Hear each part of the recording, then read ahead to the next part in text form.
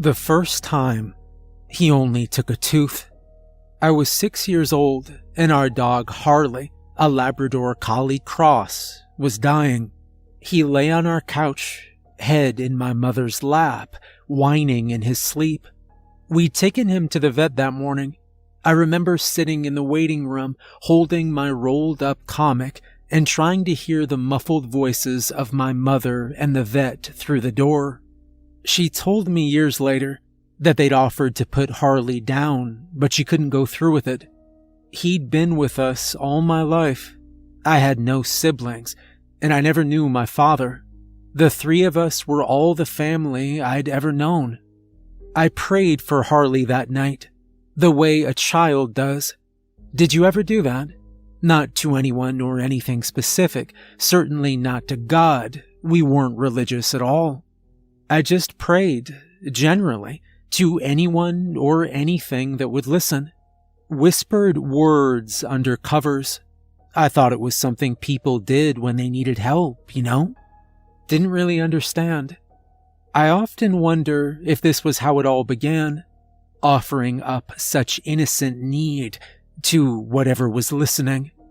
When I fell asleep, I had a dream, unlike any other I'd ever experienced. The dream world, white on white as far as I could see in every direction, an odd shimmer in the air, distortions which seemed to be forming shapes, but never quite succeeding. "Hello." I spun around at the voice. There was a man there, tall and thickly set. Other features are not so easy to recall. To focus on him felt like watching an image on water. He seemed ill at ease in his clothing, I remember that, and uncomfortably warm. There was always sweat on his brow, or being wiped from his palms. I was surprised more than afraid.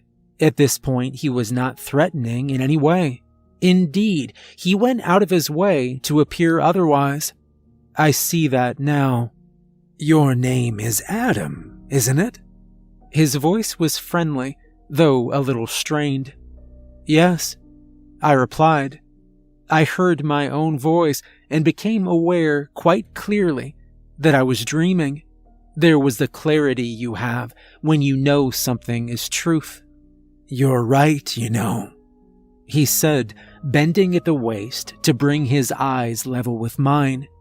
"This is just a dream, but I am very real, and I would like to help you, Adam." He never came too close, just smiled, wiping at his mouth, gaze fixed on me. "Your dog is dying, isn't he? Your friend? Very sad, of course, but..." He met my eyes and grinned. "I can help him." "Really?" "Oh, yes. But I need a little something from you, Adam. Just a small thing. Nothing vital." "What is it?" He smiled. "Your tooth."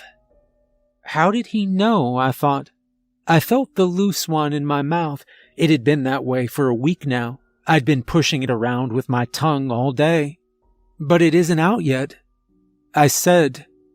"Oh, I know. You will need to help it along. Just a little. You want me to help, Harley, don't you?" I did, of course. "Do you want your friend to live or die, Adam? I can help you, but only if you do your part. Now, before you wake, if you want to save him, you must be quick. You have to do it, and hand it to me." He never took his eyes off mine. I thought I could be brave, couldn't I? I could do it to save my dog, couldn't I? I pushed with my tongue until it hurt. It wouldn't be enough. "Tick-tock, Adam. We're running out of time." I reached into my mouth and got a hold of my tooth between two fingers. "Do it quickly." I pulled. The taste of blood was in my mouth, my eyes watered, and I heard myself cry. Then something snapped, and the blood rushed out, spilling suddenly onto the floor. Here. The man snapped his fingers at me and held out his hand. Spittle was running down his chin. He reached out and clumsily, hungrily snatched the bloody tooth, eyes fixed, brow glistening with sweat. Then he popped it in his mouth and ate it like a candy. I woke to the sound of its slippery crunch from between his wet lips. Heart racing, I lay there in bed, morning light stinging my eyes. I felt for my tooth. It was gone, just a small hole where it had been. I told my mother about the missing tooth, and she said not to worry. I must have swallowed it in my sleep. These things happen. It was quickly forgotten with our happiness over our Harley's recovery. He was there at my bedroom door when I got up, wagging his tail and ready for walks. Everything was good again. I never told anyone about my dream. Stupid.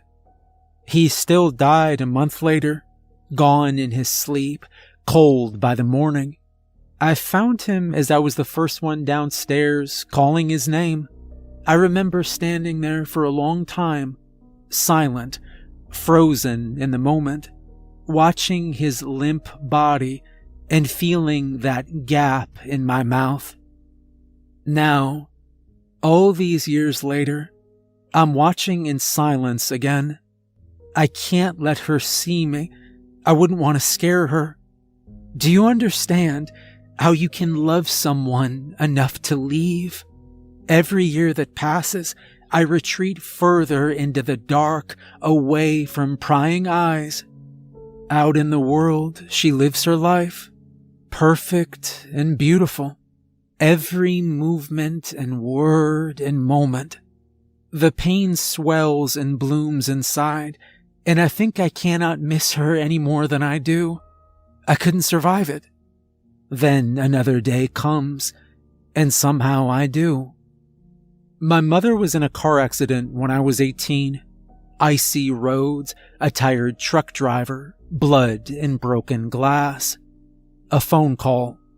She was in a coma when I reached the hospital, covered in bandages, eyes closed. Didn't have long, they told me. I was consumed by regret more than anything. We'd been growing apart for years. All the things I hadn't said and had taken for granted were haunting me. All the things I'd assumed would be there in the future until time ate them up. She gave me unconditional love from the moment I was born, and all I had to do was be there for her. Yet still I failed. I would have given anything to speak to her once more, if only for a few hours, to tell her everything I could, and to listen. I cried like a baby by her bed, memories cutting me every time I closed my eyes. After 36 hours, I fell asleep in the waiting room, holding a lukewarm cup of tea. "Hello again, Adam. You remember me, don't you?" The white-on-white world, the man in the ill-fitting suit. "Yes, I remember you. You said you'd save my dog." "And I did I not? You cannot buy immortality. Don't be a fool." He wiped at his lips. Heat seemed to radiate from him. "Only a little at a time, Adam. That's how it works.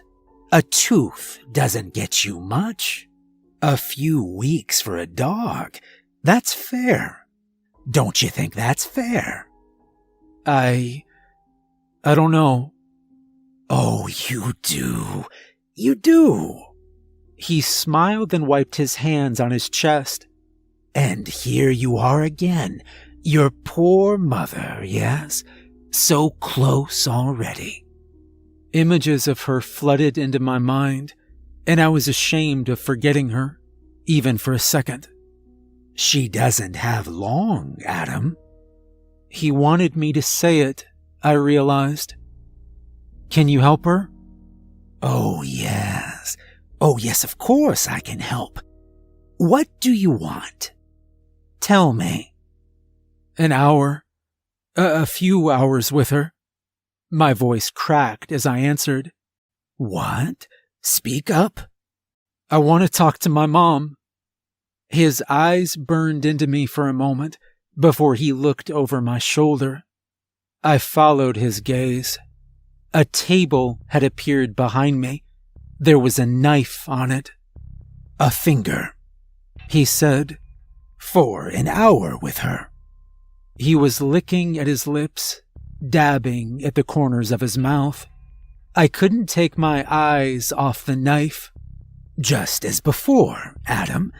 Do it quickly. Then give it to me. I didn't have a choice. The knife was heavier than it looked, the pain just as expected. I almost stopped more than once when it became too much or I couldn't cut through, but I kept going. I didn't have a choice. I'd slumped to the floor, shaking and soaking in sweat, when he took my severed finger. Then he ate it in front of me. I was woken by the sound of someone calling my name. Cold tea had spilled into my lap, and a nurse put her hand on my shoulder. I had to go with her, she said. My mother was awake. I tried to reply, to get to my feet, but I was frozen in place, staring at the stump where my finger had been, staring at the skin, smooth and perfect, as if it had always been that way. I watch her go through her day, from across roads, through windows. I will phone her tonight, but I can't speak, of course. It'll be worth it to hear her voice. It will all be worth it. Do you understand? I didn't have a choice. When my daughter was 1 year old, she had a seizure. Ambulances and hospitals followed. Tears and sleepless nights for myself and my wife. There is no fear like it. After a week of tests, the doctors invited us in to speak with them. Their words were quiet and kind and stunk of finality. Our daughter would not get better. She had another year at most. They could make her comfortable. There is no emptier place in the world than the future without your child. You would do anything to change it. Anything. I held my wife and stared again at my missing finger, remembering how I'd hid it from people, made up lies about an accident. But most of all, I remembered his words. Of course I can help. What do you want? Tell me. That night, I watched my daughter sleeping in her cot, perfect and beautiful, and I knew what I had to do. Eventually, I slept. He was waiting for me in the white. He did not show himself at first. He remained behind me, hot breath on my neck. I heard splashes on the ground, saliva running from his mouth. He cast a larger shadow now than the man I'd seen before. How much time can I buy her? I asked. There was a table in front of us, set with shining cutlery, many bone-handled knives. Oh, many years. His voice was thicker, heavier. It depends. How much are you willing to give? How long we can make you last? His hand. No, it was no longer a hand. His claw was on my shoulder. But we'll find out, he whispered. Yes, we shall. In time, I would see him as he truly was. By then, of course, it was much too late. He walked past me and picked up a spoon, gave it a tap on the table. Let's start with an I. That was 15 years ago. I had to leave my wife, my family, hide myself away. I couldn't conceal what was happening to me. I couldn't explain. I could only go on. But now my time is running out, so hers is too. My daughter, I have so little left to give. One eye, one arm, both legs, of course. I've been in a wheelchair for a decade. Teeth, gums, tongue, my voice with them. All gone, eaten away. I sometimes wonder, how am I still alive? If you can call this life, waking up hollower than I was after a night of cutting and blood and horror. You don't really need both kidneys. Did you know that? So many organs and bones are not essential. I'm afraid to sleep now. There won't be many more times. I think of the voice of the thing in my dreams, the bloody mouth and grasping claws. As I lay on that white floor in a pool of red, deadened by the pain, listening to the clink of cutlery and smack of lips, I will tell myself I cannot face this again.